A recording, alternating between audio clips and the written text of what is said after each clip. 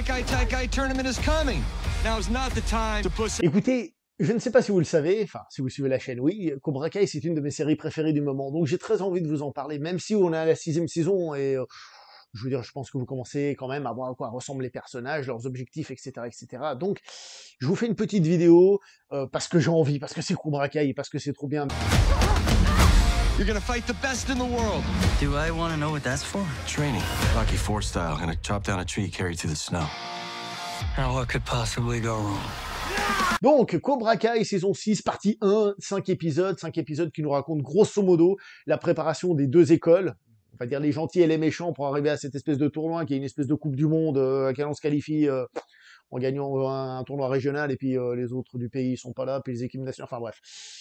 Laissez tomber tout cet aspect-là. De toute façon, laissez tomber beaucoup de choses dans la série, dans l'univers Karate Kid, c'est comme ça, on le sait. D'ailleurs, des écoles qui commencent à avoir de la peine à être définies, et ça, d'ailleurs, un des sujets de la série, c'est qu'est-ce qui définit l'école des gentils? Est-ce que c'est le Cobra Kai de Lawrence? Est-ce que c'est le Miyagi-Do, etc., etc. Et chez les anciens Cobra Kai, devenus très méchants, très coréens d'ailleurs au passage, donc du Tang Sudo, là aussi, alors bon, c'est pas qu'ils ont un problème d'identité, c'est juste que par rapport à ce qu'on a raconté au début, c'est du karaté, bon c'est du Tang Sudo, c'est du karaté, mais c'est coréen, mais enfin bref, c'est un petit peu compliqué tout ça, mais bref, tout ça pour venir là-dedans. Et en fait, de quoi nous parle cette saison? Eh ben, elle nous parle de la rédemption et des deuxièmes chances. C'est quelque chose qui était déjà présent depuis le début de la série, c'est même le principe de base, le personnage de Lawrence qui a une deuxième chance de repartir, suite à avoir gâché sa vie, suite au tournoi du film original. Mais ce que je trouve intéressant, c'est que cette fois-ci, la saison se centre là-dessus. Les personnages sont beaucoup plus capables de se retenir à un moment et de pardonner quelqu'un. Et du coup, on voit l'aspect positif que de toujours rentrer dedans, toujours s'énerver, toujours céder à ses pulsions émotionnelles, et parfois utiliser l'intelligence. C'est marrant, ça me rappelle un truc que je dis souvent sur la chaîne.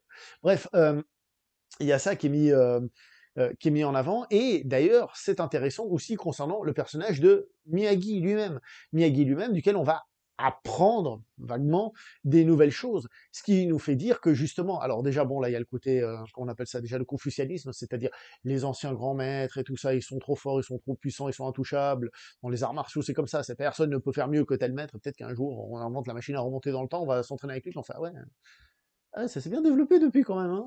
Vous voyez.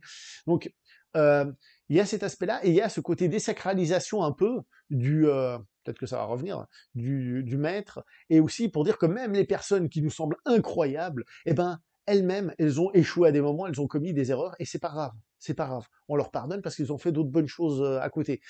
Et en fait, tout ce bout de saison parle de ça, dans la préparation, cette capacité à pardonner, entre guillemets, les erreurs du passé, pour aller de l'avant, pour quelque chose de bien, tous ensemble, un truc commun, blablabla, blablabla. Je pense que vous avez compris. J'ai envie de parler un petit peu de karaté, mais très vite fait, très vite fait, très vite fait. Vous savez, le fameux kata qu'ils font toujours. Alors, ils font pas cette forme-là, surtout que là, je dois vous la faire pour qu'elle rentre dans le cadre, donc c'est un petit peu compliqué, hein. Moi, je le fais ici, eux, ils le font ici, super éloigné, là, c'est compliqué. Oui. Ce kata, c'est une Chine. Finalement, c'est le seul kata Goju qu'ils font. Tous les autres katas, c'est vraiment pas du Goju ce qu'ils font là-dedans. Voilà, ça c'est la parenthèse pour les geeks des arts martiaux finis. Voilà, c'était la petite parenthèse pour le kiff. Maintenant, ouais, on voit donc que ce bout de saison parle vraiment de l'héritage de qui nous sommes par rapport à ce que l'on a reçu, les arts martiaux, notre vécu, etc. Mais qu'est-ce que nous on en fait à partir de maintenant pour aller de l'avant? D'ailleurs, remarquez que le cliffhanger final, pour ça que c'est un bout de saison, mais bon, c'est construit comme une saison de 5 épisodes. Pour moi, appeler ça une saison de 5 épisodes, ça me va très bien. Enfin, bref. Le cliffhanger final se base là-dessus. Il se base sur un événement qui concerne justement cette idée de changement, de pas changement, de pardonner, d'aller de l'avant, etc., etc. Je vais pas vous mentir, le cliffhanger final, j'ai trouvé mauvais. J'ai trouvé mauvais dans le sens où il est encore forcé, c'est encore quelqu'un qui hop retourne sa veste. En plus, c'est amené un petit peu de manière un peu vite fait avant, et surtout ce qui arrive, on va dire dans l'école Miyagi-Do de l'Aigle volant, l'événement qui font que les personnages lui provoquent ça. Alors c'est très humain, tant mieux, mais c'est très stupide, c'est très très con. Mais si elle a envie de le faire, laissez-la quoi. Pourquoi c'est à vous d'imposer? Non, c'est pas comme ça que non, enfin, voilà. Donc, on va faire court, comme je vous disais, pour moi, ça reste toujours une série incroyable, incroyable. Elle a plein de défauts sur la durée, au niveau de l'évolution des personnages, de oui, de non, de l'école, de machin, le karaté, ça a l'air de truc le plus dégueulasse de l'univers dans cette série. Tu dis jamais j'inscris les gamins là-dedans pour qu'ils se tapent dessus, ils deviennent tarés. Non merci, franchement. Pas de karaté pour eux, croyez-moi, quand je regarde cette série. Et même, par exemple, la critique, enfin la remise en cause du mythe Miyagi est d'une certaine manière aussi une destruction du premier Karate Kid. Mais le premier le faisait déjà aussi, la scène où il pleurait, etc., où il parle de son fils, de la guerre mondiale et tout ça.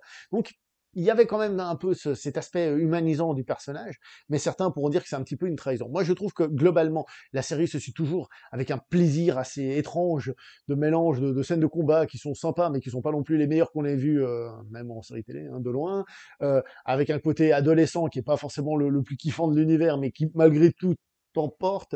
Bref, je trouve que ça reste une série qui a une espèce de fraîcheur qui t'embarque avec, même si, il y aurait des choses à analyser. Et d'ailleurs, j'espère, quand la série sera finie, qu'on aura le nouveau film, etc., j'espère qu'on aura un jour un coffret. Blu-ray, DVD, 4K, 25K, tout ça, j'espère. L'intégrale, il me le faut, moi, hein, ça c'est sûr. Et là, on fera une analyse peut-être de toute la franchise. Ça, c'est un truc que j'aimerais faire. Dites-moi d'ailleurs si ça vous intéresse, une analyse de toute la franchise, en rentrant à fond dans les détails. Moi, c'est un truc qui me plairait bien de faire, donc de la série, des différents films, etc., Mais ça, c'est de la musique d'avenir. J'espère que vous avez aimé Cobra Kai. Moi, j'aime toujours autant. Je kiffe Cobra Kai. C'est abusé comme je kiffe cette série, comme elle... voilà. Elle a ce côté un peu naïf qui reste des films d'arts martiaux américains des années 80 et tout ça, mais en ayant aussi un truc plus actuel. Bref, ça fonctionne. Chez moi, ça fonctionne superbement bien, et vu son succès, faut croire que je suis pas le seul. Allez, on continue. Os, ich, oui, hong.